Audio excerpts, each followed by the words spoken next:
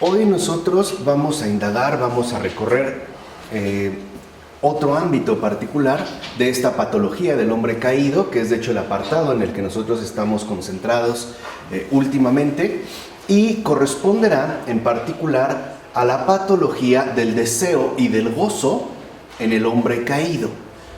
Recuerden que nosotros ya habíamos hablado de esa patología del deseo la ocasión anterior, y ahora va vinculada precisamente con esta patología que no solo va a corresponder en particular al deseo, sino también al gozo en el caso del hombre caído. Y yo creo que a estas alturas ya puede ser evidente pues que el pecado es un trastorno radical de toda nuestra naturaleza humana.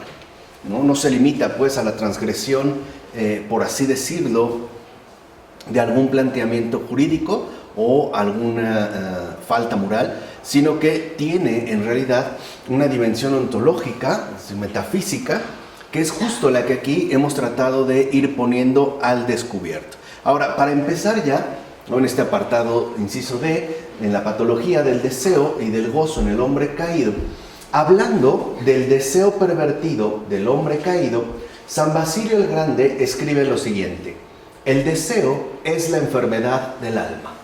¿No? Lo menciona de una manera, digamos, tajante y contundente. El deseo es la enfermedad del alma. Ahora, en efecto, el deseo del hombre caído es la enfermedad del alma de muchas maneras distintas. O sea, no se va únicamente a condensar o a resumir en un solo aspecto, sino que adquirirá una multiplicidad de manifestaciones que en efecto aquí más o menos se buscan ir detectando de manera evidente. Sobre todo porque al apartar su deseo de Dios, que no lo olvidemos, ¿no? Es el fin propio, natural y normal del ser humano, el hombre orienta su deseo hacia sí mismo y hacia los seres sensibles para gozar de ellos fuera de Dios. De tal manera que entonces de la simpleza que constituye el fin propio, natural y normal del ser humano, que es el deseo de Dios, pasará a una multiplicidad enorme, donde esta orientación tendrá básicamente dos referencias. La primera es hacia el deseo que ahora se dirige hacia uno mismo, ¿no? El deseo hacia sí mismo, que como vimos, al quedar el hombre escindido, estará también a su vez como jaloneado por diversos aspectos, y también hacia esa multiplicidad de seres sensibles que se busca disfrutar, en este caso gozar de ellos, pero haciéndolo fuera de Dios. Y por ende, y esto es lo importante, ese es como el primer efecto, su deseo cambia constantemente de referencia.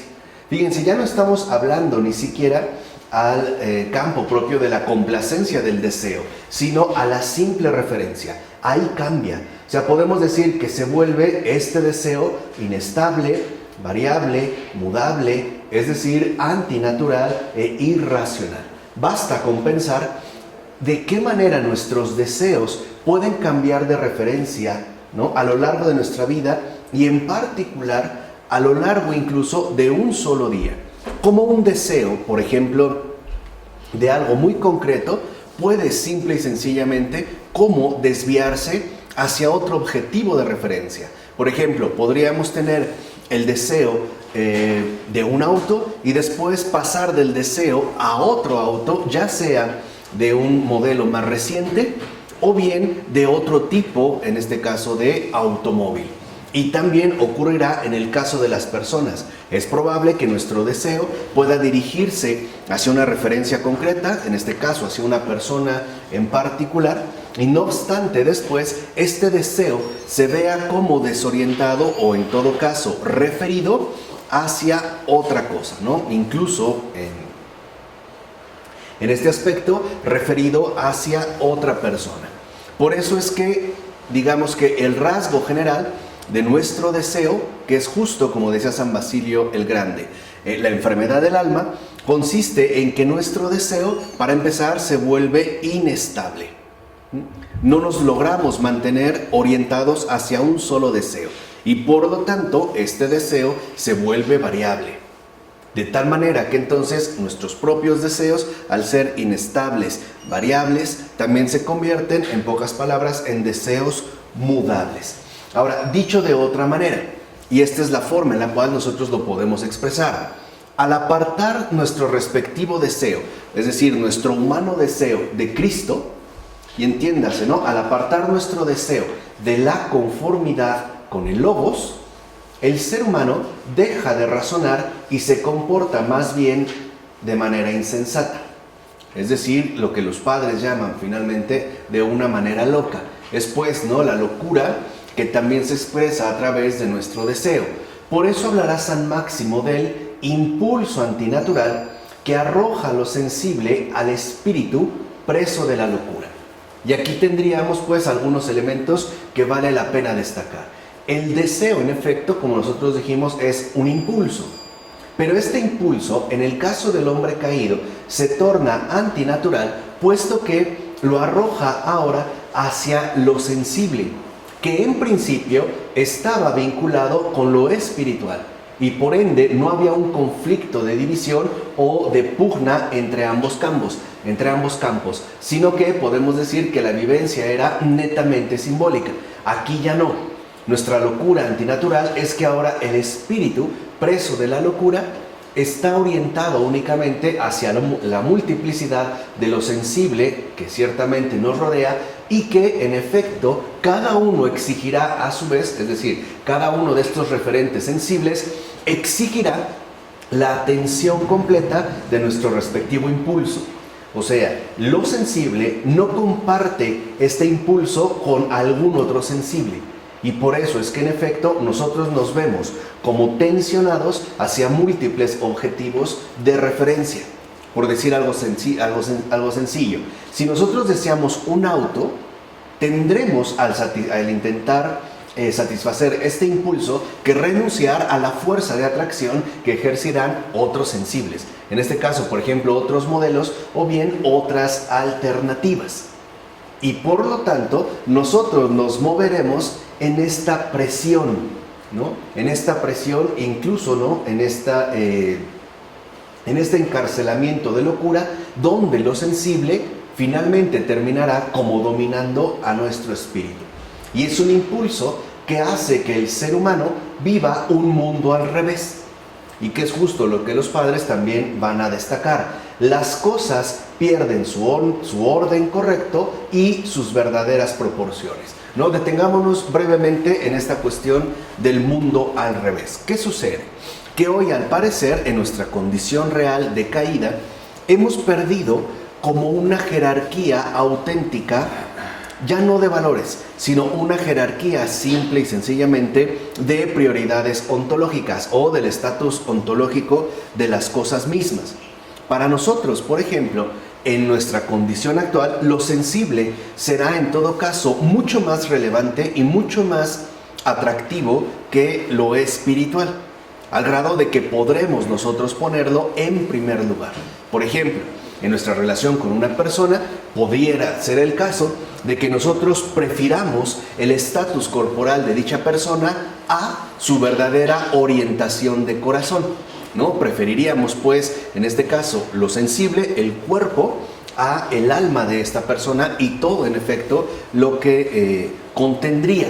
Y además, no solo perderíamos el orden correcto de las cosas, sino que también nosotros perderíamos de vista sus verdaderas proporciones. O sea, haríamos de lo sensible algo infinitamente mayor y más importante de lo que en realidad es.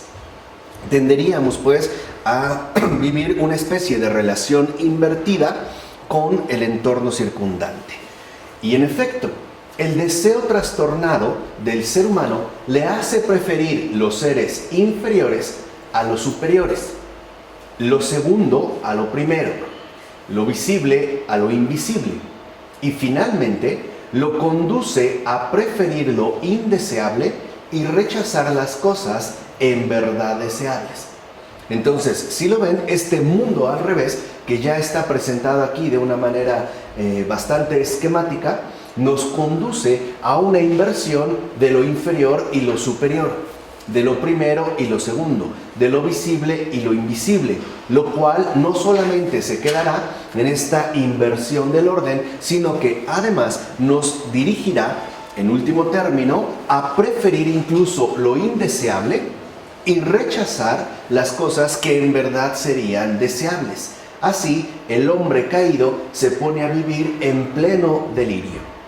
Y este delirio puede llegar al punto de quedar absolutizado a partir de los propios deseos. O sea, suponer que lo que yo deseo es lo superior, lo primero, lo visible y finalmente lo único y exclusivamente deseable. Y por ende podríamos nosotros llegar a absolutizar sus respectivos placeres. Y aquí se puede ver un poco más la inversión que nosotros hemos mencionado. Por ejemplo, si yo supongo que mi deseo es justo lo único deseable, pues entonces al mismo tiempo estoy absolutizando el respectivo placer que este deseo me puede a mí proporcionar. O sea, haría de la obtención de mi deseo un placer absoluto. Supondría, en pocas palabras, que si yo logro finalmente satisfacer mi deseo, alcanzaría por fin una auténtica satisfacción y por ende, en términos más sencillos, sería por completo feliz. Esto se da mucho, por ejemplo, en la dinámica de consumo que está vigente en nuestras sociedades contemporáneas, ¿no? La gente piensa que si logra adquirir aquello que desea, o bien si logra poseer el objeto o incluso los objetivos de una manera más indirecta, no tan concretizada de sus respectivos deseos, pues entonces esa persona sería absolutamente feliz. Pero el resultado, al final, termina siendo, digamos, desproporcionado. O sea, en primer lugar, sí es cierto que podemos obtener algún tipo de placer, pero ese placer no será suficiente para lograr llenar por completo el impulso de nuestro respectivo deseo. Recuerden lo que dijimos la ocasión anterior. El deseo en el ser humano es uno, nada más uno. Y por eso es que solo Dios puede colmar infinitamente la exigencia infinita de nuestros respectivos deseos. No lo podemos hacer de manera fraccionada, por ejemplo, a través de la acumulación de cosas, puesto que aunque lográramos acumular un sinfín de cosas, nuestro deseo estaría aún determinado por la finitud de estos objetos, o digámoslo en estos términos, de estos sensibles. Por eso es que la única y plena satisfacción del deseo corresponde a Dios. Y de esta manera, cuando nosotros desviamos este deseo, perdemos las proporciones y llegamos a considerar, como lo hemos mencionado, que nuestros respectivos deseos, ahora ya multiplicados, son absolutos, o sea, tendrían que ser satisfechos. Y además, consideraríamos, y esa es parte del pleno delirio en el que estaríamos insertos, que el placer que nos van a obtener será un placer absoluto y que por lo tanto quedaremos completamente satisfechos. De ahí que entonces el placer es lo que ocupa el lugar de Dios. Ahí está el punto culminante. Dentro de este delirio, el placer ahora ocupará el lugar de Dios, pues ahora será para el ser humano lo único y lo primero. Es decir, nuestro deseo lo que busca es placer, ya no a Dios. Y justo en tanto nuestro deseo lo que busca es placer, este placer queda entronizado como lo único y lo primero. De ahí que el ser humano se hace entonces, con las realidades sensibles, multitud de falsos dioses, o sea, de ídolos, que no son otra cosa sino el resultado de sus deseos pervertidos, hechos a la medida de sus propios deseos. Y aquí hay como un rasgo muy esencial de la idolatría. En realidad, la idolatría no es más que la confección a medida de los propios deseos humanos. Es decir, la manera en la cual buscamos obtener un placer, ¿no? En términos más específicos, un determinado beneficio. Recuerden lo que habíamos visto, ¿no? Con Joseph Ratzinger en su curso de metafísica, esa estructura arcaica de las obras y las recompensas, ¿no? Te portas bien, te va bien. Te portas mal, entonces te va mal. La idolatría se mueve justo bajo ese tipo de hechuras, ¿no?, a la medida, a partir justo de los propios deseos que se han establecido como algo netamente absoluto. Por eso, y dicho sea de paso, es que en este estado de delirio, ¿no?, en esta locura que nosotros vivimos, el dolor y el sufrimiento serán en principio algo completamente indeseable. O sea, no conforme a nuestros propios deseos. Por eso la cruz causa un tremendo escándalo en la realidad humana, incluso entre personas que se declaren a sí mismas cristianas. Piensen en la beta protestante. Para ellos lo fundamental es que Cristo ha resucitado, no que Cristo ha sido crucificado. O sea, como si la cruz o el sufrimiento, o en particular la muerte, fueran un elemento secundario que nos conduciría al final al resultado que estamos esperando. Es decir, en el caso de los protestantes, ¿no?, lo importante es que el placer, en tanto medida de su propio deseo, sea lo único y lo primero. Por eso se ve ahí la relación invertida. Para un protestante, lo primero es el resucitado. Y lo segundo, es decir, lo secundario, lo accesorio, es el crucificado. Hay un orden invertido. Por eso vemos cómo incluso han quitado a Cristo de la cruz, ¿no?, y se han quedado con la cruz como una referencia que apuntaría hacia el estado gozoso de la resurrección. Entonces, lo que podemos ver en este caso es que el protestantismo sigue asumiendo el placer como el lugar fundamental, primero y único, del deseo humano, es decir, no a Dios mismo. O por decirlo en términos más tajantes, para el protestante, Dios realmente no logra acomodarse a nuestro afán de placer. Por eso tiene que ser acomodado a nuestras propias exigencias, al grado pues de que ya no se hará mención a la muerte de Cristo en la cruz, ¿no? O sea, en síntesis, sería una expresión, aunque por así decirlo, ¿no?, con un barniz cristianizado del deseo pervertido del hombre caído. Ahora, los ídolos manifiestan que en sus relaciones con la multiplicidad de las criaturas, el ser humano ya no tiene en cuenta a Dios, sino que toma en consideración su propio placer, es decir, sus propios deseos. Entonces, ¿qué son los ídolos? Por así decirlo, la concreción de los deseos pervertidos del ser humano caído. De hecho, definirá la importancia de los seres a partir de la intensidad de placer que pueda obtener de ellos. Y de ahí es que establecerá su respectiva importancia. O sea, para nosotros una cosa será importante, incluso una persona será importante, solo en la medida en la que nos logre transmitir una cantidad particular de placer. Y mientras mayor sea la intensidad de ese placer, entonces nosotros lo consideraremos mucho más importante. En pocas palabras, para nosotros, al parecer, lo único que importa en el caso de los demás seres es en qué medida logran intensificar mi respectivo placer. O sea, los veríamos en la obtención de placer. Por eso el propio Jesús nos dijo que si ustedes solo aman a sus amigos, o sea, a los que les hacen el bien, ¿qué mérito tienen? No hay ningún mérito, porque el mérito conseguido en este caso no es más que la satisfacción del propio deseo. Y por eso, ¿no?, Él va a mostrar el orden correcto de la realidad a la luz de la verdad, es decir, en este caso, según su palabra, hablando del amor a los enemigos, que en principio no me genera ningún placer y que incluso podría presentarse como algo completamente contrario a mi propio deseo y por lo tanto a lo que yo buscaría obtener a partir de ahí, ¿no? Por eso, si lo vemos, aunque en principio el Evangelio nos parezca como un trastocamiento radical del orden de este mundo, en realidad lo que está haciendo es desvelando la verdad de todas las cosas.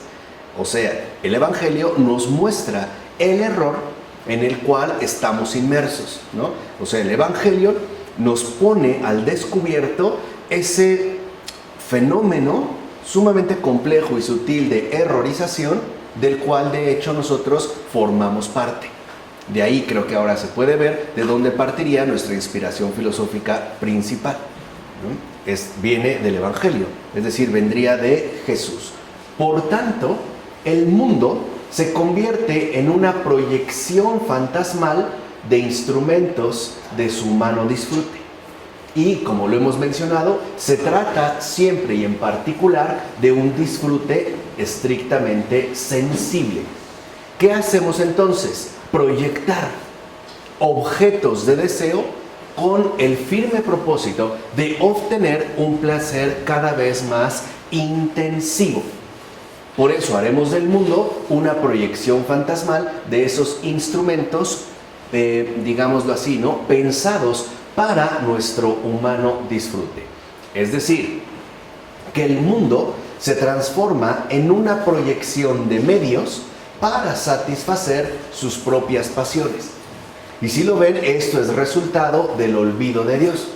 Porque en principio el mundo no era digamos, como un abastecimiento, ¿no?, frondoso de medios para lograr satisfacer nuestras propias pasiones, sino que más bien el mundo era el medio por el cual nosotros nos podíamos elevar hacia Dios mismo. No había como un quebranto entre la realidad creada y nuestra propia situación personal, pero a partir de la caída sí, porque ahora lo que vemos en el mundo es una serie de medios que nos pueden permitir satisfacer el propio deseo. O sea, en pocas palabras, vemos el mundo como el gran alimento para nuestros respectivos placeres. Y por ende, hacemos del mundo un objeto de nuestro humano deseo. ¿Qué tanto aquello a mí me va a lograr satisfacer o no? Y por eso es que las mismas relaciones entre los seres humanos se van a degradar, porque se reducen a relaciones de objetos entre objetos, es decir, de capricho y placer. Pensemos cómo en una relación humana, por ejemplo, estas relaciones humanamente degradadas se reducen a una condición objetual donde al parecer ya no obtenemos el placer que esperábamos.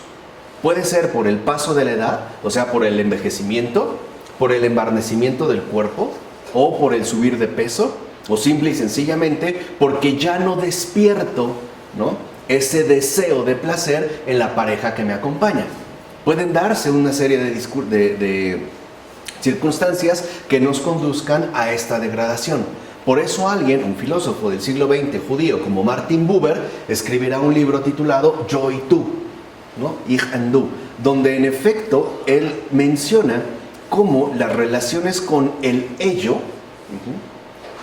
consiste en esta degradación de relaciones que se da entre objetos.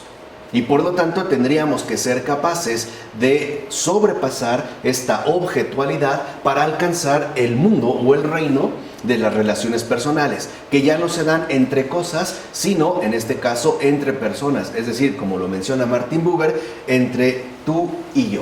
Bueno, así pues, movido por su deseo trastornado, el ser humano se equivoca una y otra vez al intentar definir y buscar su respectivo bien y el bien en general. No sabe, pues, qué es realmente bueno ni para él ni para los demás. ¿Cuántas veces solicitamos un consejo? Y lo primero que vemos es que la persona a la que consultamos no tiene claro ni siquiera cuál es el respectivo bien que se está buscando. Y ni siquiera tendría en cuenta el bien en general. Y ya no hablemos para él, y mucho menos en este caso para los demás. O sea, vivimos una confusión a partir de este deseo trastornado que nos conduce a una equivocación permanente, pensando que en efecto, por fin, si logro acoger ese objeto de deseo, ya voy a estar bien, ¿no? Finalmente voy a ser feliz. Y después me doy cuenta, tristemente, de que no ha sido así. Y entonces me pongo a buscar otro tipo de satisfacción. O sea, busco, ¿no?, en este caso, dirigir mi impulso hacia otro objeto que me logre, en este caso, satisfacer. Pero en realidad esta confusión proviene, ¿no? O es decir, esta equivocación proviene de que en realidad ya no sabemos qué es bueno. O sea, ya no tenemos una idea clara con respecto al bien, ni para uno mismo, ni para los demás, lo cual expondría nuestro respectivo estado de equivocación constante. Además, ante tal confusión que conduce al mero deseo de disfrute placentero, se abre paso la experiencia del mal. Por ahí es donde justamente se va a abrir paso, lo cual inaugura un modo loco de existencia donde el bien y el mal quedarán incluso confundidos. Esa es, digamos, como la consecuencia más radical de esta confusión. La confusión entre el bien y el mal. O sea, llegará el punto que nosotros haremos de algo malo algo bueno. Y viceversa, algo malo incluso lo podremos llegar a considerar algo bueno, ¿no? Se llega pues a un punto donde esta confusión permite al mal abrirse paso. ¿Cómo? Aprovechando ese estado de confusión para aparentar ser también, en este caso, una opción netamente elegible y deseable. De hecho, en la conciencia del hombre caído, el mal ya no se considera como tal, sino que a menudo se toma por el bien. Una gente te puede decir, sí, ¿no? O sea, no, lo que hago realmente no está mal.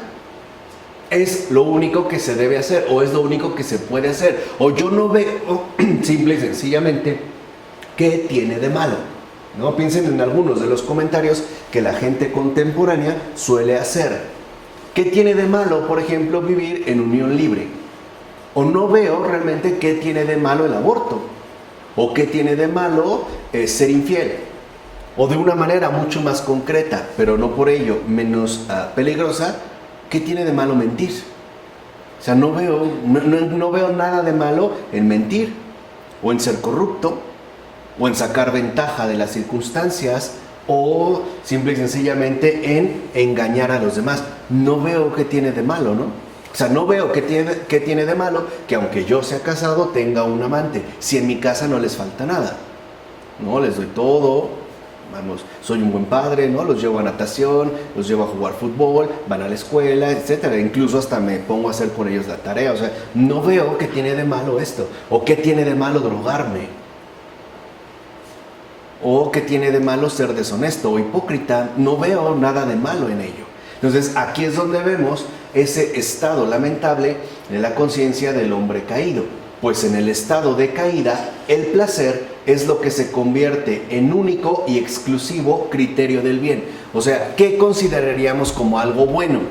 Pues algo placentero. Nada más. Si no, de entrada nosotros lo rechazaríamos como algo malo, debido a nuestro estado de confusión. De este modo, el ser humano puede designar y buscar como un bien lo que es agradable, incluso aunque objetivamente sea perjudicial. Y es por lo regular la línea que solemos asumir.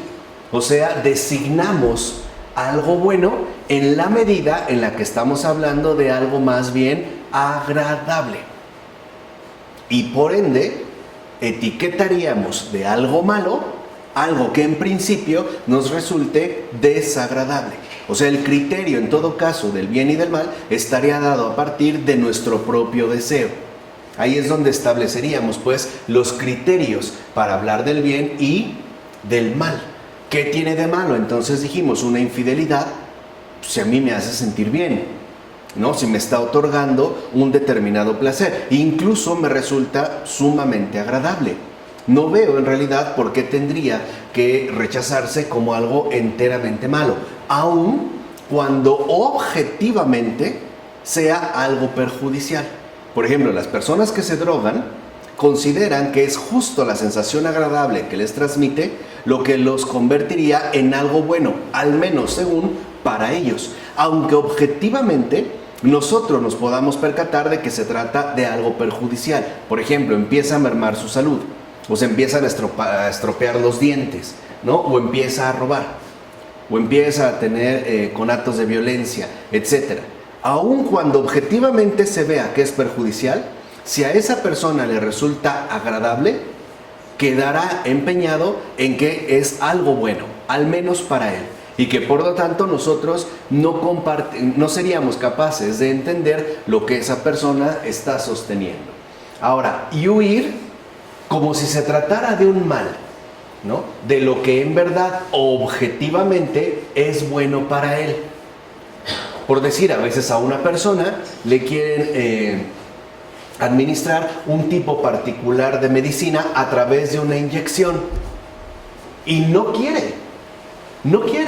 ¿Por qué nos dan tanto pavor y por qué huimos tanto de las inyecciones? A pesar de que es algo bueno objetivamente para nosotros, porque en principio nos resulta desagradable. Ese pinchazo y ese dolor, ¿no? Aunque muy localizado y minúsculo en la piel, el hecho de que sea desagradable de entrada a nosotros nos lleva a considerarlo como tal un mal.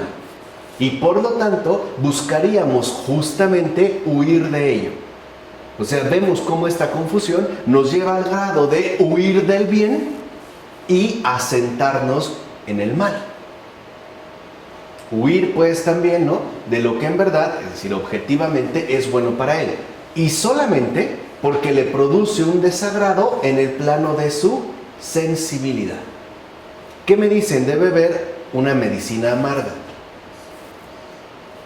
o de una curación de una herida. Es dolorosa, pero no es algo bueno.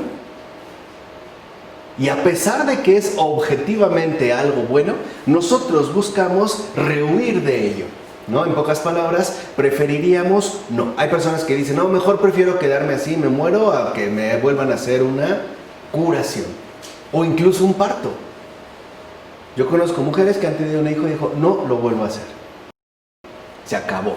O sea, resultó tan doloroso, ¿no? Ahora le llaman tan traumático, es decir, tan poco placentero, que no estoy dispuesto a volver a incurrir en esta experiencia. O sea, en síntesis, el bien y el mal se definen subjetivamente. Ahora el bien y el mal quedarán referidos al criterio subjetivo que establecemos a partir de lo agradable y lo desagradable, o sea, de nuestra respectiva sensibilidad. Es decir, a partir del deseo sensible y en función del placer buscado. ¿Qué entonces sostendremos que está bien? Pues lo que busca mi placer y que además logra satisfacer mi respectivo deseo. ¿Qué está mal? Lo que atenta o merma el placer del deseo que yo me he propuesto conseguir. Por eso dirá San Gregorio Palamas, y me parece que tiene toda la razón, que todo hombre, sin excepción, se ha apegado a la mala vida, pues se dedica a lo que le parece lo mejor y no a lo que realmente lo es. Y allí estaría como la segunda conclusión más radical. Todo ser humano, sin excepción, dice San Gregorio Palamas, se ha apegado a la mala vida. Rehuimos de lo que realmente está bien y nos adherimos a lo que realmente está mal. Y qué difícil es, en este caso, desapegarse, ¿no?, de esa atadura subjetiva. O sea, qué difícil es pasar del error a la verdad. O en términos más bíblicos, qué difícil realmente es pasar de las tinieblas a la luz, de lo subjetivo a lo objetivo. Incluso cuando esos casos se dan, es quizá por el dolor que experimentamos o lo desagradable que es reconocer que nos hemos equivocado, que preferimos mantenernos en el orgullo y dar una explicación que justifique nuestra respectiva equivocación. Por eso San Gregorio de Nisa dirá que el ser humano es víctima de una ilusión, ya que las cosas que nos dan ocasión de mal, en principio parecen deseables y son buscadas como un bien a consecuencia de un engaño. Y aquí entonces también hay algo muy importante. Todos, en tanto seres humanos caídos, pecadores, somos víctima de una ilusión, al grado de que las cosas que nos dan ocasión de mal, en principio parecen deseables, ¿sí o no? ¿Qué tal una infidelidad o un robo?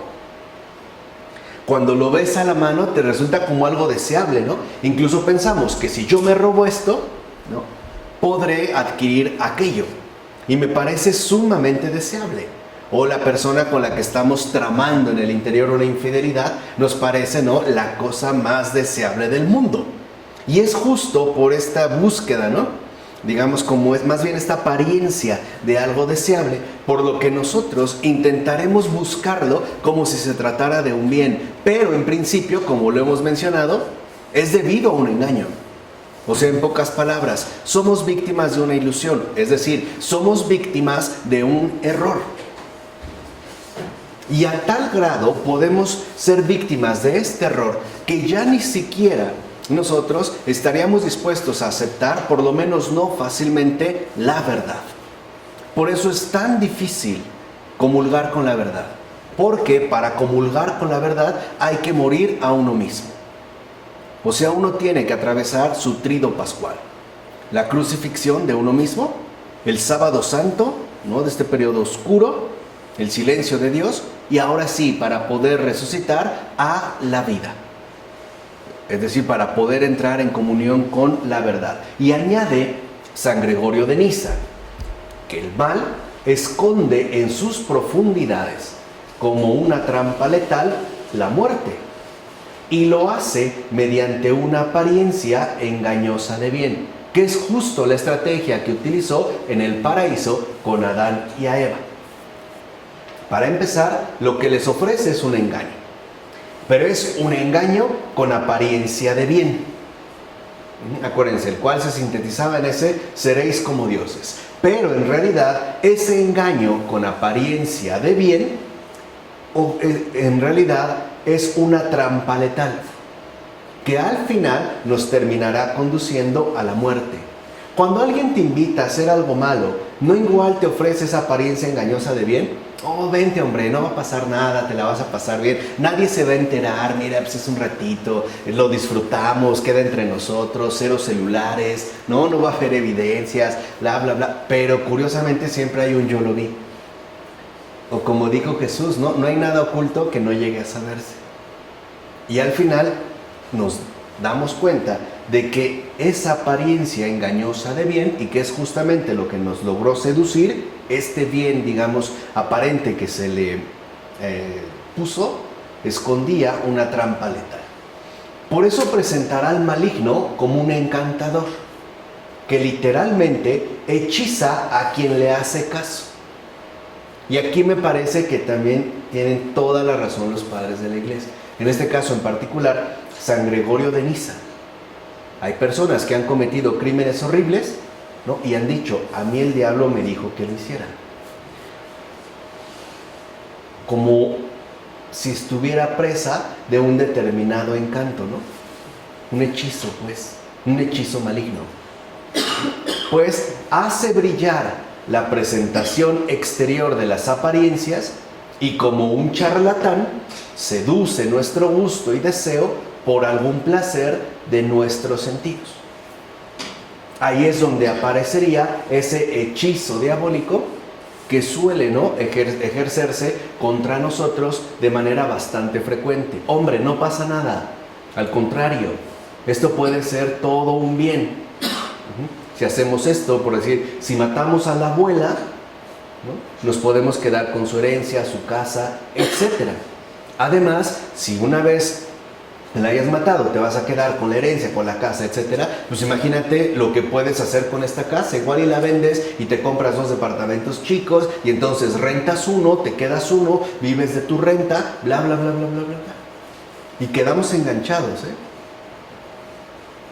Por eso creo que el mejor antídoto para este hechizo es buscar siempre la verdad. O sea, cuestionar nuestros propios deseos. No darlos como una regla inviolable, o sea, como si la ley, ¿no?, subjetivamente impuesta fuera lo único importante y válido. Y no decir, ¿no será que hay otra cosa más importante? Por eso el Evangelio se escucha. Uno renuncia a uno mismo. Es decir, tener en cuenta que a pesar de mí, Dios tiene algo que decirme. O sea, abrirse pues a la verdad. ¿De acuerdo? ¿Vamos?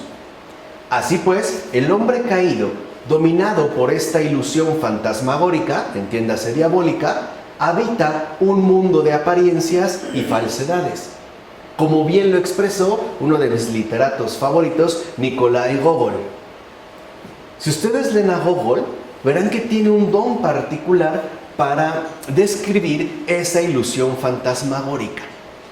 De hecho, yo les recomendaría un libro que se ha publicado de él, no escribió mucho, que se llama Historias de San Petersburgo. Y en particular, que lean el cuento, que me parece que también lo pueden descargar gratuitamente en la red, en PDF, La Avenida Nevsky. Y verán que justo, precisamente lo que logra detectar Gogol en la Avenida Nevsky es esa ilusión fantasmagórica donde aparece de una manera nítida ese engaño con apariencia de bien.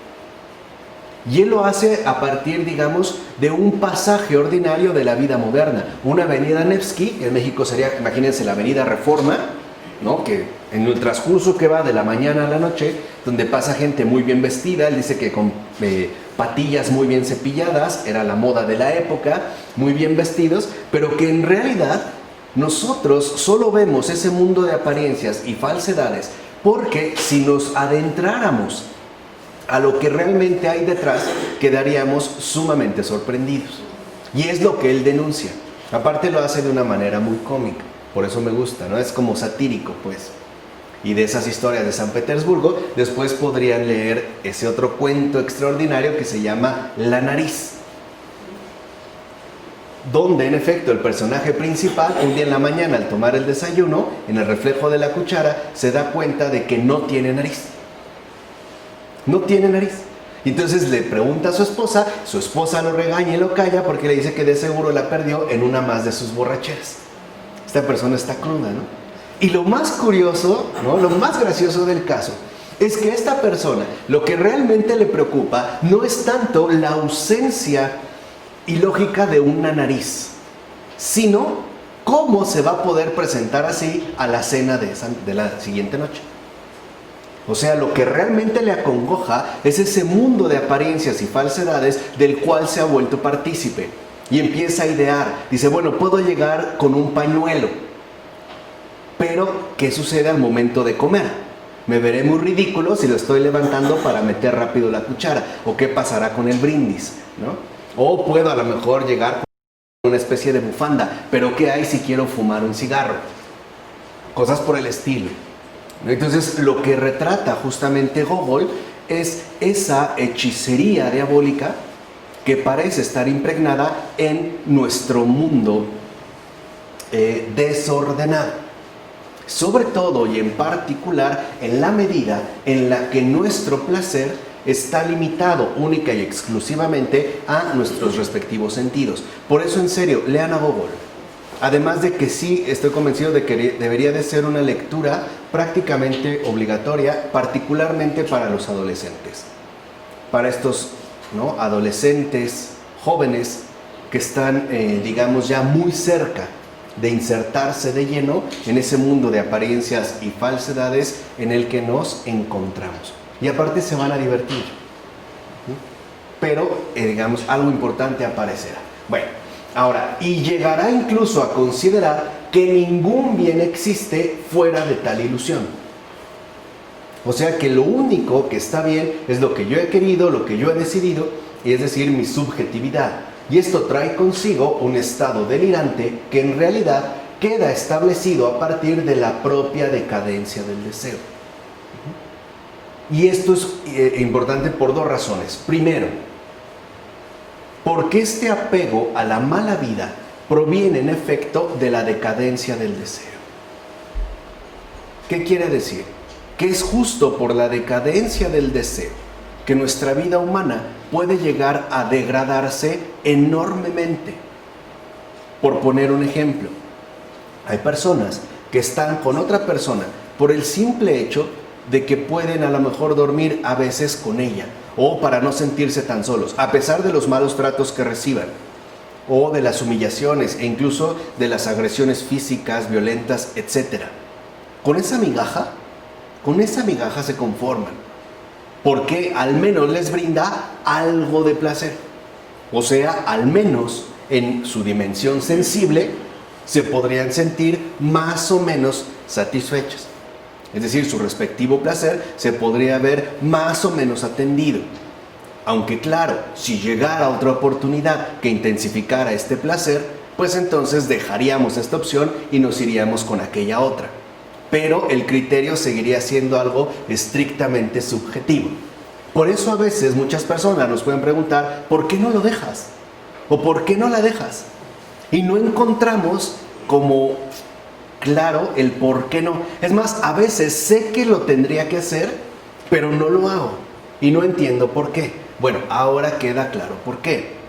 Por la decadencia del deseo. Lo mismo está de por medio en el caso de las adicciones. ¿Por qué no es tan fácil dejar una adicción? Por la decadencia del deseo. O sea, en pocas palabras, es justo la decadencia del deseo la que nos ha llevado a pegarnos a la mala vida. E incluso a instalarnos en la mala vida, prefiriendo el mal al bien. Y hay gente que ahí se puede quedar. Piensen a lo mejor una persona que ha cometido un delito, es remitida, ¿no?, a las autoridades, a lo mejor queda presa y después vuelve a reincidir. Vuelve a reincidir. Es justo esa decadencia del deseo la que nos conduce, ¿no?, a esta degradación de nuestra existencia. De ahí que el hombre caído se consagre a disfrutar y a pretender gozar de los seres por ellos mismos. Y por supuesto, solamente pensando en sí mismo. Piensen un caso muy sencillo. Una manzana. Buscamos comernos una manzana no necesariamente porque tengamos hambre, sino cualquier cosa que llenara el estómago estaría bien, como hacen algunas bailarinas de ballet que comen, por ejemplo, unicel, ¿no?, o papel, para no subir de peso. No es así, sino que lo hacemos, ¿no?, pensando disfrutar y por ende obtener el gozo respectivo de los seres por ellos mismos. Y por lo tanto, pensando única y exclusivamente en uno mismo. Aunque en realidad, como hemos mostrado, se apega a un mundo irreal. Por eso el ser humano se envenena a sí mismo. Nos estamos envenenando a nosotros mismos. ¿Por qué? Porque quedamos hundidos, ¿no?, en el vacío de la irrealidad debido a la introducción de la confusión en todo nuestro ser. La introducción de la confusión en todo su ser, lo cual además hace que todas sus facultades y funcionen, según el desorden y la distorsión. ¿O no parece que en realidad vivimos una confusión? ¿Cuántas cosas no entendemos por qué las hice? O bien, ¿por qué no las hice? A pesar de que sabía. Sabía que debía tal cosa, no lo hice. Sabía que no debía tal cosa, no lo hice. Hay una confusión, ¿no?, como presente en todas nuestras respectivas dimensiones humanas. De hecho, como se consagra por entero al desorden, las facultades de su alma se alteran y se alinean con la perdición, debido precisamente a su total ceguera de la verdad. ¿Por qué a pesar de que las adicciones son tan destructivas, son entonces tan difíciles de dejar? Porque algo tienen de placentero, ¿no? De hecho, las drogas están pensadas no para que te gusten, para que te encanten, para que te fascinen, porque eso será justamente el elemento que a ti te mantenga completamente atado. Hay un disfrute. Si no, de entrada, nosotros lo rechazaríamos completamente. De tal forma que entonces no solo nos quedaremos en esta confusión instalada en todas nuestras dimensiones humanas, sino que además, a partir de esta introducción de la confusión, también nosotros quedaremos como alineados con la perdición. ¿Por qué? Porque ya no tenemos una contemplación de la verdad, sino que al contrario, al parecer ha desaparecido de nuestro respectivo panorama. Ahora, ciertamente, los efectos de esta perversa inversión del deseo se hacen sentir, en primer lugar, en la inteligencia. Ahí, el primer lugar donde se harán sentir, ¿no?, los efectos de esta perversa inversión del deseo, es decir, de la decadencia del deseo, es en la inteligencia. Ahora, cautivada esta por la potencia del deseo, se pone a su servicio. A ver, quiero esto, ¿cómo le puedo hacer para conseguirlo? ¿Cómo se comete un asesinato? Pensándolo bien, ¿no? Bueno, o sea, un crimen, pues, pensándolo bien. Si yo quiero obtener eso, incluso el deseo, el placer de la venganza, pues mi inteligencia ahora se pone al servicio del deseo. ¿Cómo le hago para bajarle el marido a esa señora? A esa zorra, a esa perra. ¿Cómo le hago? Pues a lo mejor si me he visto esto, salgo por acá, le doy esto, le doy aquello, etcétera, ¿no? ¿Cómo le hago a lo mejor? O sea, ahí es lo que quiero que vean. Y ese es un padecimiento generalizado, o sea, es parte de nuestra condición caída. La inteligencia, justo dijimos, se pone ahora al servicio del deseo. Y además tendrá como una de sus actividades principales el buscar y poner en práctica los medios que le permitan obtener los placeres sensibles que tanto ansía. Ahí está el primer efecto. O sea, la inteligencia se pone a idear cómo obtener el placer ansiado. Empezamos pues a planificar. ¿Cómo le puedo hacer? ¿Cómo le puedo hacer para que esa persona sufra y por lo tanto para que yo me sienta satisfecho? Por ejemplo, ¿no? O al revés, ¿no? ¿Cómo le puedo hacer para que esta persona me quiera más? Y entonces yo me sienta más amada.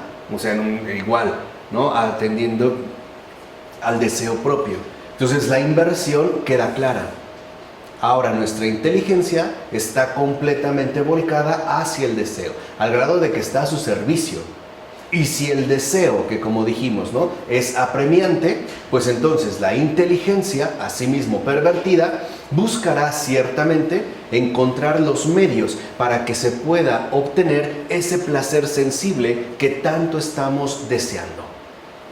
Ahora pues la inteligencia está a las órdenes del deseo. Y otro efecto patológico fundamental de la perversión de la potencia deseante es la división de las facultades del ser humano y en particular la del propio deseo. Para que vean cómo no solo estaría, digamos, afectando a la inteligencia, sino que incluso también tendría una repercusión directa sobre el propio deseo. Al apartarse de Dios, el deseo pierde su unidad y se expande en la multiplicidad del mundo sensible. Simple y sencillamente hazte una pregunta. ¿Cuántas cosas no querrías en esta vida? ¿Cuántas cosas no deseas? Y pueden parecer simplezas, ¿no? Aprender a cocinar, hacer ejercicio, irme de vacaciones, aprender un idioma, comprar una casa, cambiar de vivienda, iniciar una nueva relación, encontrar por fin al amor de tu vida, pintarte el cabello, que tus hijos se porten bien, etc. O sea, hay una multiplicidad pues de deseos. Esto significa que entonces el deseo se vuelve multiforme. Ya no es el deseo simple, sino que ahora se vuelve multiforme, puesto que se divide en numerosos deseos particulares que incluso resultan contradictorios. Deseo estar con esa persona, pero es casada. Y también deseo irme, ¿no? Me gusta, pero me asusta. No sé, quiero estar y no estar, ¿no? Sí, desearía esto, pero también aquello, y no logramos, ¿no?, alcanzar como esa simpleza que de hecho estamos nosotros tratando de adquirir en realidad. Por eso es tan importante que nosotros comencemos al menos por disminuir esa multiformidad del deseo. O sea, en pocas palabras, que si nosotros tenemos en efecto numerosos deseos, siempre particulares, ¿no? Particularizados, que incluso pueden llegar a ser contradictorios, empecemos pues por liberarnos de la mayoría de estos. Y si ustedes realmente quieren recuperar la salud del deseo, en primer lugar, habría que renunciar a aquellos deseos que me resultarían más placenteros y conservar los que menos agradables me resulten. Esto nos podría a nosotros volver a reubicar a la luz de la verdad, es decir, según el acontecer de las cosas en su respectiva realidad. Y aquí hay como una receta, ¿no? Una fórmula que nos la transmite la gran Santa Catalina de Siena. Ella tenía una frase que creo que vale la pena recitarla y materializarla, y era: Señor, que quiera lo que no quiero y que no quiera lo que quiero, según tu voluntad. Amén. Nada más. Creo que esta la deberíamos de repetir en la mañana, al mediodía y en la noche.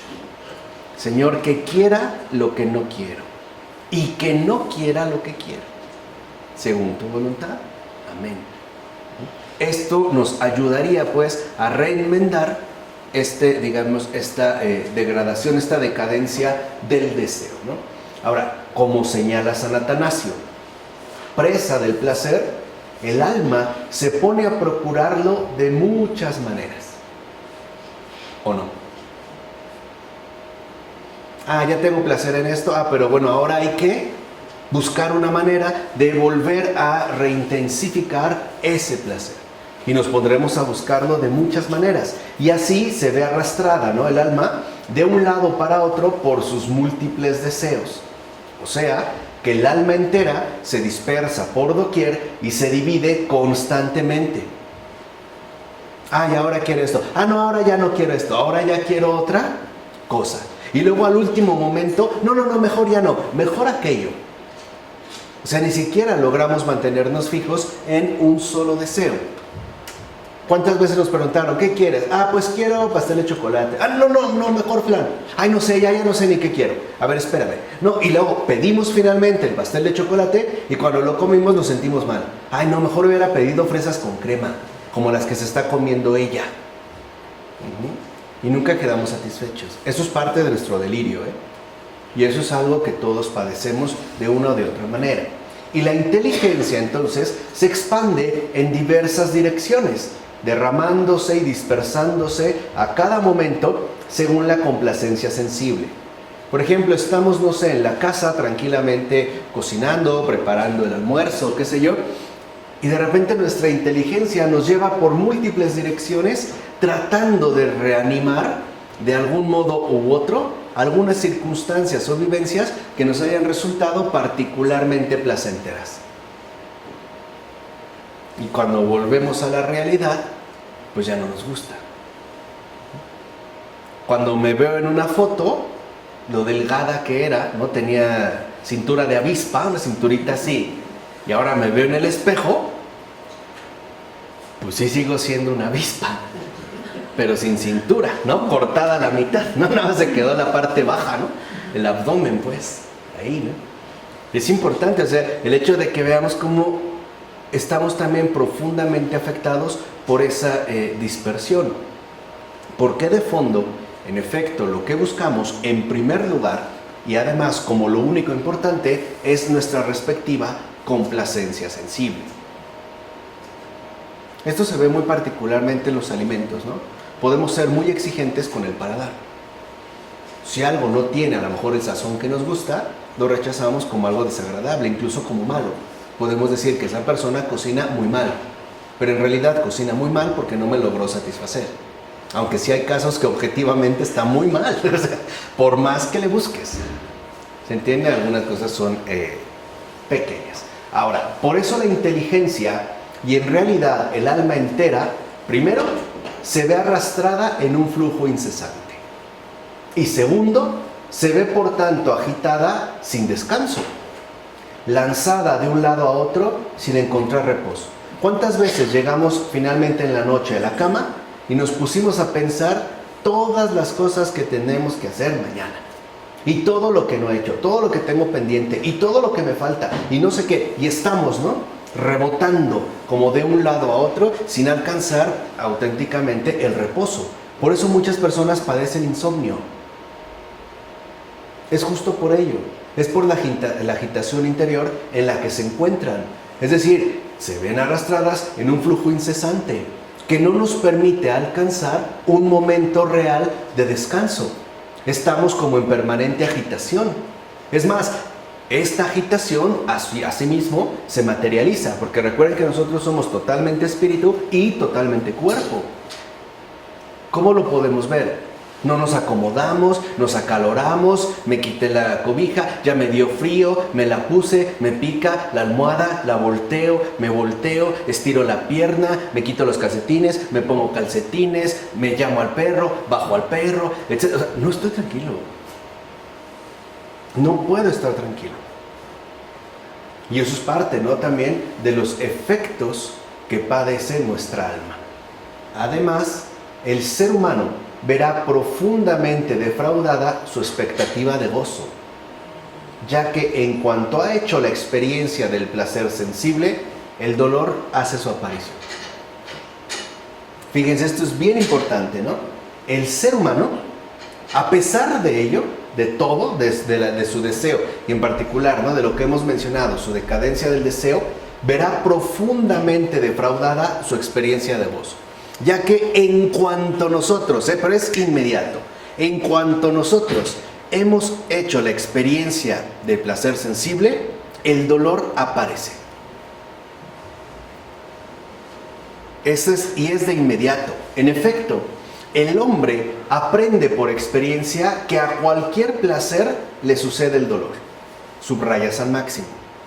A cualquier placer le sucede, le sigue el dolor. A cualquiera. De una borrachera, la cruda. De una comilona, indigestión. De una velada placentera, al otro día ese estado de somnolencia que tenemos, ¿no? De una actividad física vigorosa, el dolor muscular.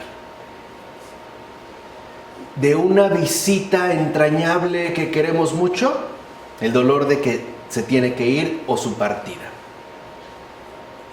A cada placer le sucede el dolor. Ciertamente, en este caso, lo que el ser humano va a experimentar no es solo un dolor físico. No solo se va a quedar en el dolor físico, sino que también y sobre todo va a padecer un sufrimiento psíquico y moral que toma la forma específica de la tristeza. Fíjense, la tristeza es un sufrimiento psíquico y moral, que va a tomar en este caso la forma específica de la tristeza, ya que la tristeza es justamente el final del placer de los sentidos. Aquí es donde entra esta especie como de mezcolanza, ¿no? Fuimos a un concierto a ver a lo mejor a nuestro cantante favorito y estábamos como todos animados, pero en cuanto acaba el concierto, algo de tristeza hay. De inmediato. ¿Por qué? Porque es el final del placer de los sentidos.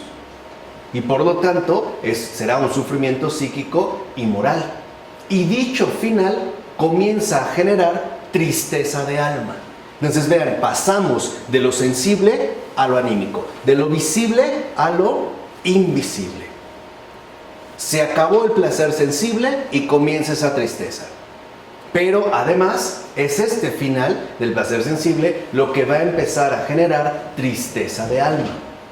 Y de fondo, esta tristeza proviene del hecho de que tanto el objeto del deseo como el placer obtenido son igualmente desproporcionados a la naturaleza misma de la facultad de desear y al gozo que ella está destinada. O sea, que los objetos, lo mismo que los placeres que aportan, son finitos, parciales, limitados y relativos. Y es justo cuando nosotros le exigimos a los objetos que son finitos, parciales, limitados y relativos, la satisfacción plena de deseo, o sea, les exigimos lo que no pueden ofrecer, entonces en lo que incurrimos es en una tristeza de alma. Hoy muchos le llaman depresión. Pero esta depresión, en la mayoría de los casos, es tristeza de alma. Porque a pesar de que han conseguido diversos objetos, no por ello han logrado colmar su único deseo fundamental. O sea, han encontrado de todo, menos a Dios. Y es justo el estar inmerso dentro, ¿no?, de este entorno lo que hace que al reducirnos a la realidad sensible, pidamos a los objetos algo que simple y sencillamente no pueden darnos. Y esto también sucede en el caso de las relaciones humanas. A veces queremos que nuestra pareja, o nuestro esposo o nuestra esposa, nos haga inmensamente felices, completamente dichosos. Y el resultado es completamente falso. No cumplen pues nuestras expectativas. E incluso podemos llegar a culpar a esa persona de nuestra respectiva infelicidad. O en pocas palabras, podríamos llegar a achacarle, ¿no?, ser el causante de nuestra propia desdicha. Pero entiéndase, de ahí provendrá esa tristeza de alma. Por eso hay muchas personas que en efecto padecen tristeza de alma y que piensan que con la adquisición nueva de objetos y por lo tanto de placeres, la satisfacción parcializada, ¿no?, de ese deseo multiforme que tienen, encontrarán lo que buscan. Y en realidad no es así. Sin embargo, como el ser humano, fíjense, como el ser humano sigue deseando lo infinito y lo absoluto, pues a pesar de la caída, su facultad de desear no ha cambiado de naturaleza, sino solo de orientación. Este está abocado sin remedio a la insatisfacción. Podemos tener todas las cosas del mundo. Al final acabaremos con tristeza de alma. Es decir, al final lo que nosotros también experimentaremos es la insatisfacción. De hecho, ninguna realidad de este mundo, que necesariamente es finita, está en condiciones de responder al infinito deseo de infinito que hay en el ser humano. Nada creado en realidad nos logra satisfacer completamente. Solo el Creador lo puede hacer. Nada, nada. Ni vigor, ni juventud, ni belleza, ni un cuerpo atlético, ni todas las riquezas del mundo, nada. Ninguna cosa creada, ningún ser creado realmente podrá colmar nuestro deseo, solo el Creador. Y el mundo es pues deficiente para la total satisfacción de nuestro humano deseo. Por una parte, porque lo que ofrece es demasiado estrecho y limitado. Y por otra, porque una vez consumado lo que nos ofrece, deja un doloroso vacío provocado por su misma fugacidad. Por eso, así pues, decepcionado tras la satisfacción de cada uno de sus deseos sensibles, el ser humano padece en lo más profundo de sí mismo una carencia. Sí, una carencia, es decir, una profunda inadecuación entre la realidad alcanzada y disfrutada y sus más profundas aspiraciones, puesto que al final, como dijimos, lo que terminamos experimentando es vacío, lo cual ciertamente conduce al ser humano a correr de objeto en objeto y por tanto a agotar una tras otra las diferentes esferas de este mundo sin hallar nunca un término definitivo para su frenética búsqueda. De hecho, como afirma San Nicolás Cavasilas, sean cuales sean los bienes con los que somos favorecidos, fíjense, sean los que sean, los bienes con los que somos favorecidos, incluso aunque poseyéramos la totalidad de las cosas de este mundo, siempre lanzamos nuestra mirada más lejos. Y más allá de los bienes presentes, perseguimos siempre los bienes ausentes. Es curioso, ¿no? Pero en gran medida nosotros, en nuestra condición caída, disfrutamos muy poco de lo que tenemos. Porque, al parecer, permanecemos como obsesionados por lo que no tenemos.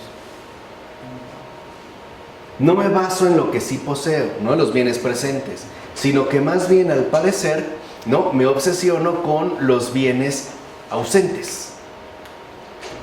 He tenido esto, pero siempre, al parecer, me pesa más lo que me falta. O sea, ¿qué quiere decir? Que para nosotros incluso pesa más la carencia que la pertenencia. Puede pesar más en nosotros, humanamente caídos, la carencia, lo que no poseemos, los bienes ausentes, que la pertenencia. O sea, los bienes presentes. Pensemos en la figura de Mr. Scrooge, también delineado por Charles Dickens, ¿no?, en sus cuentos de Navidad. Posee literalmente una fortuna inmensa en oro. Pero basta con que a pesar de la inmensidad que tiene, ¿no?, de dinero metálico, de oro, basta con que se le pierda un solo chelín, o sea, una monedita insignificante, hoy diríamos un centavo, para que literalmente se ponga como loco. Como si con ello le hubieran robado lo más importante que tenía. Para un avaro, ¿se acuerdan cuando nosotros habíamos hablado de la avaricia? Lo que más pesa es lo que carece, lo que aún no puede adquirir, no lo que ya tiene adquirido. Tan no importa para el avaro lo adquirido que ni lo toca. Y se obsesiona con lo que aún no ha logrado adquirir. O sea, con aquello pues que de lo que no se ha logrado apropiar. Por eso Charles Dickens, creo que hace rato dije David Copperfield, ¿no, verdad? Por eso Charles Dickens va a retratar en Mr. Scrooge esta perversión de alma que en efecto podemos padecer.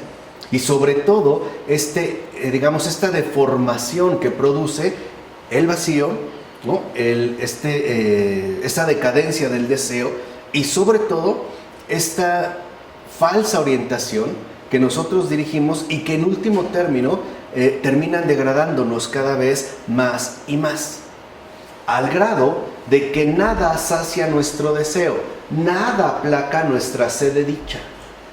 Por eso hay personas que le dices, pero tienes todo, ¿qué te falta? ¿Por qué no eres feliz? ¿Qué necesitas? ¿Sabes qué contestar? Que no saben. No sé. No sé. ¿Qué más quieres? No sé. Tienes familia, tienes hijos, tienes reconocimiento, has sido muy exitoso, etcétera, incluso eres famoso. ¿Qué más? No sé. Eso se ve mucho en el caso de las celebridades, ¿no? Son muy famosas, tienen el mundo a sus pies, tienen las mejores comidas, etcétera, lo que quieran, ¿no?, los mejores lujos, la mejor ropa, y no obstante siguen sedientos de dicha. Nada sacia su respectivo deseo. Y muchas veces consideran que adentrándose en las perversiones, ¿no?, es como alcanzarán finalmente al colmar esta sed. Pero sabemos que no es así. O sea, nada pues en este mundo satisface plenamente nuestra humana capacidad de gozar. Nada. Nada en este mundo satisface plenamente nuestra humana capacidad de gozar.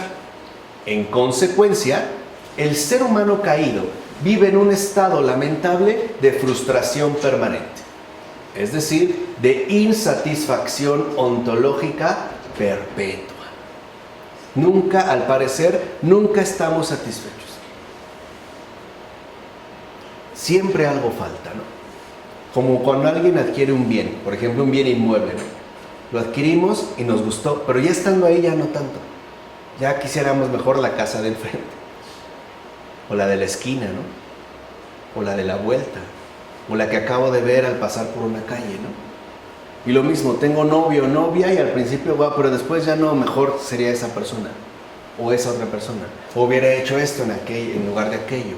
O sea, este mundo, nada pues va a lograr satisfacer plenamente nuestra humana capacidad de gozar que tenemos, lo cual descubre ese enorme vacío que lo separa del verdadero y único absoluto, que es Dios. O sea, solo Dios logra satisfacer plenamente nuestra humana capacidad de gozar. Por eso alguien como Santa Teresa de Jesús dirá, solo Dios basta. Y a esto es a lo que se refiere, porque solo Dios puede satisfacer plenamente esa humana capacidad de gozar. Y por lo tanto, liberarnos de los engaños, ¿no?, que están entretejidos tanto por la decadencia de nuestro deseo como por la proyección que realizamos en este mundo. Ahora, la tristeza entonces se hace más intensa en el corazón humano, precisamente como expresión de su inquietud ante el vacío que siente y como manifestación de la profunda frustración que experimenta. Hoy este es un estado bien contemporáneo, bien frecuente, bien común. Y a veces creemos que con un medicamento esto se va a solventar. O sea, tengo depresión y ya tengo que tomar un medicamento. Ahora bien, enfermo como está, el ser humano cree que puede remediar tal estado de tristeza mediante lo mismo que en realidad la causa. En efecto, en lugar de reconocer que ese vacío demasiado profundo, ¿no?, dijimos, es un vacío ontológico perpetuo, que siente es el de la ausencia de Dios y que por consiguiente Dios es el único que puede en verdad colmarlo, el ser humano caído quiere ver en dicho vacío una expresa llamada a poseer y a gozar de nuevos objetos sensibles, que insensatamente sigue creyendo que podrán satisfacerlos. Algo me falta. Pues ahora, ¿qué técnica, digamos, hemos querido emplear? Shopping. Estoy triste, vámonos de compras. Estoy decaído, vamos por un helado. Ando como que no me siento muy bien, vámonos de vacaciones. Estoy como deprimido, ¿no? Vamos a amueblar la casa, vamos a cambiar esto. O sea, seguimos literalmente, ¿no?, insensatamente fomentando todavía más, es decir, incrementando el malestar del vacío que de hecho ya padecemos. Así pues, para evitar el dolor que sigue a cada placer y para poner fin a la frustración profunda de su deseo de un gozo infinito, el ser humano caído persevera como loco en la carrera desenfrenada de los deseos para poder encontrar nuevos y cada vez más sofisticados placeres. De hecho, coleccionará sus placeres multiplicados para sustituir al infinito. O sea, como si nosotros pudiéramos satisfacer el deseo por acumulación, como ocurre con el alcohol, ¿no? Como si decir que porque me tomé tantas botellas o tantas cervezas, entonces soy en realidad más feliz. Y esforzándose por evitar el dolor mediante la renovación y la multiplicación de los placeres, el ser humano solamente consigue acrecentar su propio sufrimiento. Paradójicamente, cuando el ser humano parte en busca del placer, nunca encuentra al final más que el dolor, bajo todas sus formas de expresión. Y por tanto, se hunde más y más en la dolorosa situación del total fracaso, ya que se aboca locamente a una imposibilidad.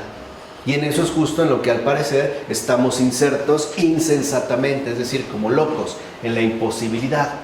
Por eso dirá San Juan Crisóstomo que el placer no es más que un gozo efímero. Sí, el placer se esfuma rápidamente y no podemos retenerlo ni siquiera unos breves instantes, pues tal es el destino de las cosas humanas y de este mundo. Y añade, apenas poseemos las cosas, su placer se nos escapa. ¿Qué tal los zapatos? Cuando están intocables y en vitrinas son preciosos. Después de la primera puesta, nunca vuelve a ser igual. Mejor un partido de fútbol. O un partido de fútbol, ¿no? Al principio, se acabó y otra vez quedamos como hundidos, ¿no? Y dice San Juan Crisóstomo, no nos ofrecen nada seguro, ni fijo, ni permanente. Corren más deprisa que el agua de los ríos y dejan vacíos e indigentes a cuantos las buscan con gran empeño. Así pues, ¿no es una extraña locura el cambiar los bienes inmutables por un disfrute pasajero? ¿Una dicha real por unos placeres momentáneos y fugaces? O sea, ¿no es una extraña locura el cambiar a Dios por cualquier otra cosa, sea lo que sea. ¿No es esa justo, no? Digamos como el señalamiento más hondo de esta patología del deseo y del gozo en el hombre caído. ¿No es locura cambiar a Dios incluso por el mundo entero? Que al final no nos lleva a nada, que solo nos brinda vacío. Eso es lo que dijo Jesús, ¿se acuerdan? ¿De qué le sirve a alguien ganar el mundo si al final pierde su alma? Esta es una carrera loca del todo por nada. Al final, nada. Acuérdense lo que dijo el Papa Francisco. ¿Cuándo han visto que detrás de una carroza funeraria vaya un camión de mudanzas? Nada. Ni tu cuerpo, ni tus huesos, ni tu carne. Bueno, por eso creo que es importante atender a esa multiformidad de los deseos. En nombre del Padre, del Hijo, del Espíritu Santo. Amén.